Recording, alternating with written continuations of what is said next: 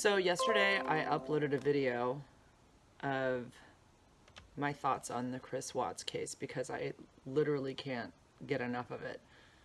Can't stop thinking about it, totally obsessed with it, and I thought maybe I was strange, and I kind of put it out there worried that people would go, "Oh my God, you sicko," but that's not the case at all. I'm definitely one of many, many people who cannot seem to get enough of this and want to know as much as they can about what happened. So I want to go through some of the comments that came through on the video that I uploaded and just talk a little bit about different things that people have written and like my reaction to it, or like my thoughts on what they have said. Mainly a lot of people, I'm obsessed with true crime also. There's a lot of people that are obsessed with true crime. I think it's just because the fact that, you know, it's so bizarre. I mean, we live a very civilized, normal existence in today's society. So when something goes awry like this, it's just unreal to many people, and it's fascinating, and we don't understand why the human being can react in such a way. And I think that that in itself is just so fascinating.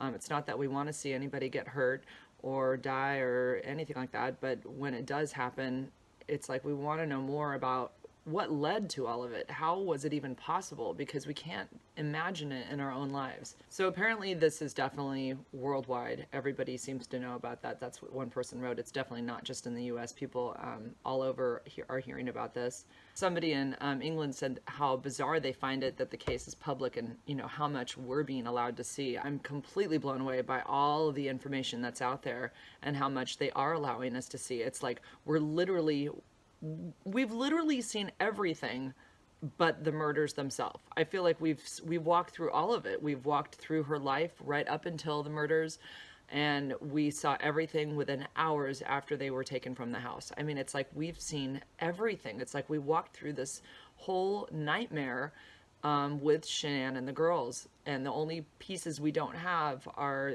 the actual murders themselves. So that part we have to leave to our imagination, or what the forensics report has about exactly how they were murdered. Chris clearly has said that he smothered Shanann and claims that, you know, Shanann smothered the girls. So with all of that, it's pretty clear that they were all smothered. How it happened, it's left to her imagination. I believe that in the report, somebody wrote on my video here that it's very detailed about how one of the girls was strangled, or not strangled, but smothered. So I really want to get a hold of that, because that's in my mind, there's so many thoughts that go through my head about, yeah, was she able to see him when he did this? Was it a pillow? Was it his hands? How on earth can you even for 1 second let your child feel that you're harming them? I mean, I can't tell you the guilt I've felt for maybe the 3 spankings I've given my 3 children in all of my years of parenting. That's about it. I can't even imagine for a second doing something to them and them feeling like I'm scaring them or harming them or hurting them to a point that it just doesn't make sense to them. You know, it doesn't add up. They've done nothing to deserve this. How can they wake up from their sleep and they're not able to breathe because their dad's holding them down and doesn't want them to breathe? How do they even, what goes through their little brain is all that's happening. So some people feel that the father, when he went in with Chris, already knew what Chris had done, and that he was working with the police to help Chris basically confess. I don't know enough about that to really comment on it. I didn't get that sense when the father went in there. I didn't feel that he knew anything. But I feel like Chris finally felt this sense of like, he was able to like let his guard down, and he just finally needed to like divulge what had happened to somebody that he knew, and he felt safe telling his dad. I feel like that the dad didn't know when he went in that he was going to hear what he heard. I could be wrong about that, but that's just how I took it. And again, I've said, you know, I just can't believe that the father didn't react with more emotion about his granddaughters, like knowing right there in that moment that his granddaughters were no longer alive. There, he didn't cry. I'm not understanding these emotions that nobody's showing for these children, knowing that they're gone. That's it, they're gone. And knowing that at that moment the father thought that Shanann had done it, Where's even the rage and the anger over that? I don't know. I've never been in a situation like this, but I would assume that somebody would fall to their knees if they found out that their grandchildren had been murdered. I'm not understanding these very calm, cool, collected responses. It doesn't make sense to me. Maybe that says something about Chris's character.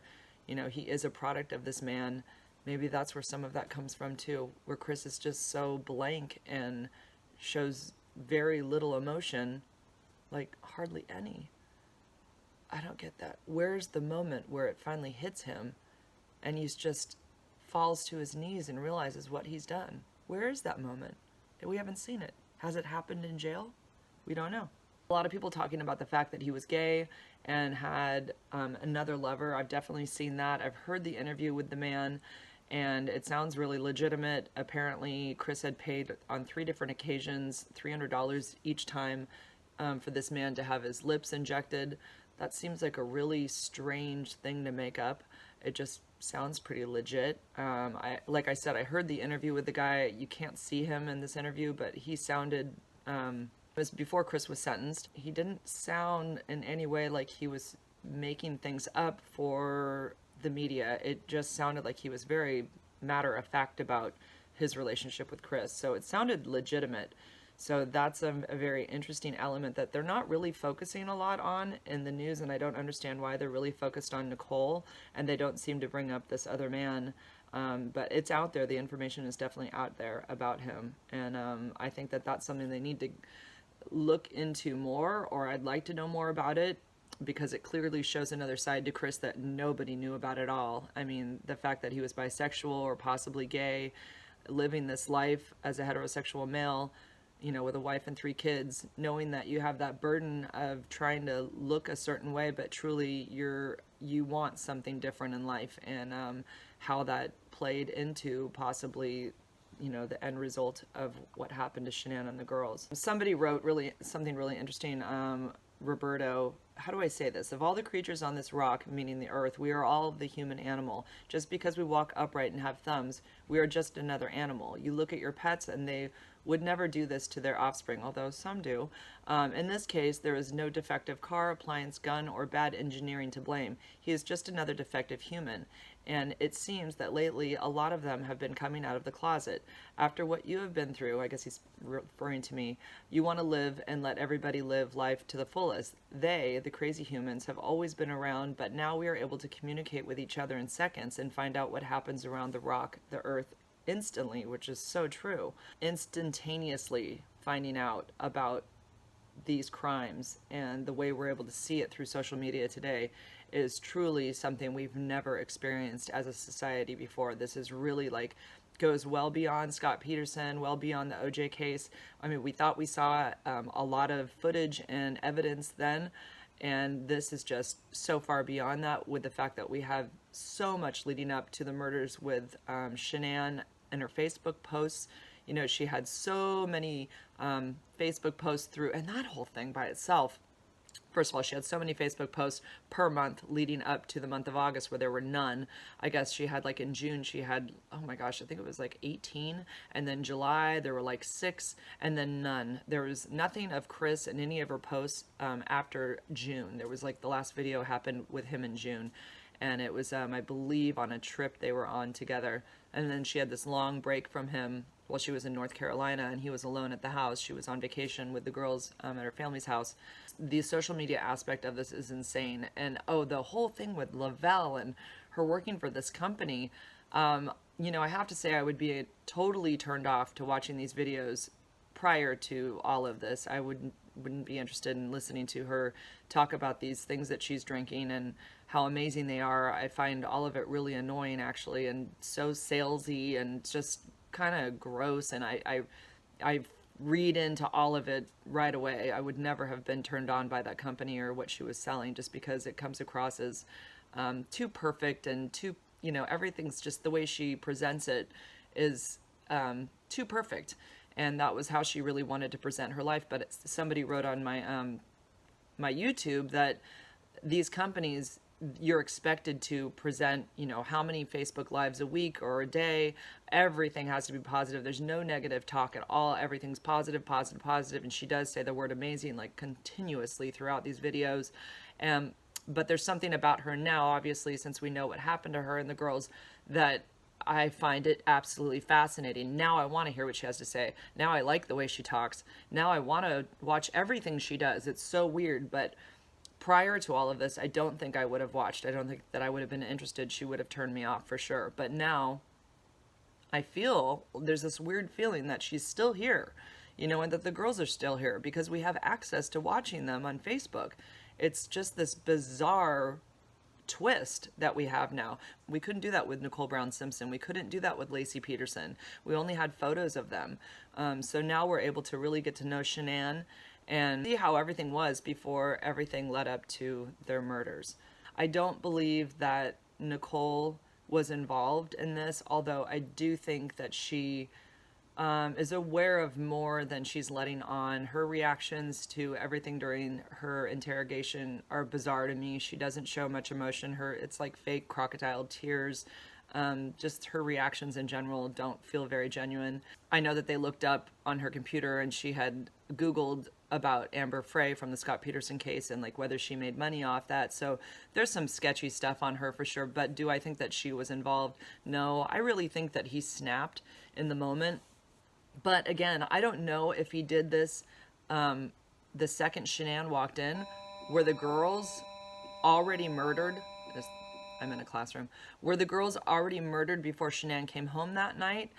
Those are things that I'm not clear about yet, and I want to see if I can find, I want to get a hold of that document so I can see if any of that's clearer. So yeah, Nicole Kessinger, I don't believe that she is involved in the murders because I truly feel like they happened spur of the moment. But if he had planned on killing his wife when she got home and he'd already killed the girls first, that just doesn't even make sense. That doesn't make sense. He must have killed Shanann after she came home and then panicked about what to do with the girls. And then again, the last thing, and there's so many things to touch on, but the last thing that I, really can't get over is how he disposed of his daughters. Like, that is so heartbreaking.